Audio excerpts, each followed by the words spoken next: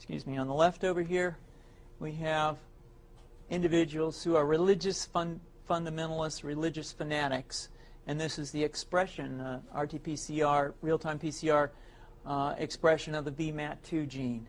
Over here, we have individuals.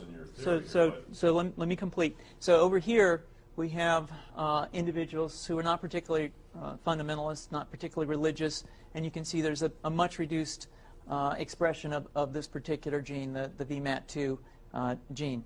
Another evidence that supports our hypothesis for the development of this approach.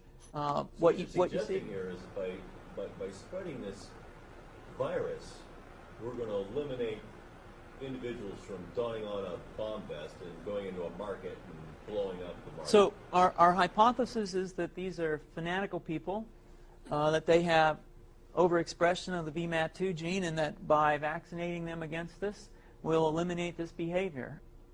So we have some very, very remarkable data in this next slide. Here we have two brain scans. These are fMRIs. These are two different individuals with different levels of expression of VMAT2. On top is an individual who's a religious fanatic, an individual, and we've repeated this numerous times, that has high levels of VMAT2.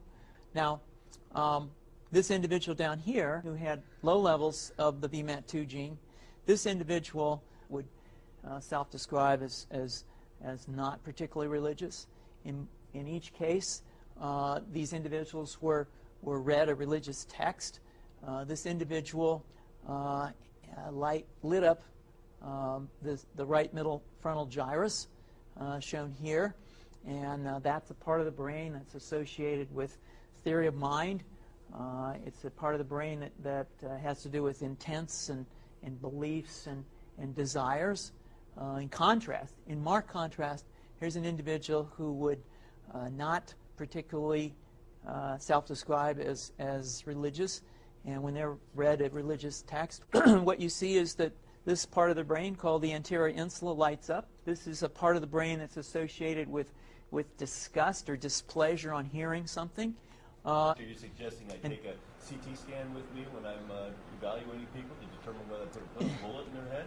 So the data that I'm presenting here supports the concept that we're proposing, and I think that we would not propose to do CT scans or fMRIs on individuals out in the hinterlands of Afghanistan.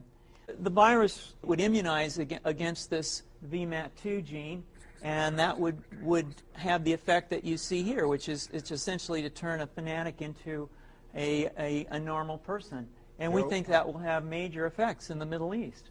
How would you suggest that this is going to be dispersed? Aerosol?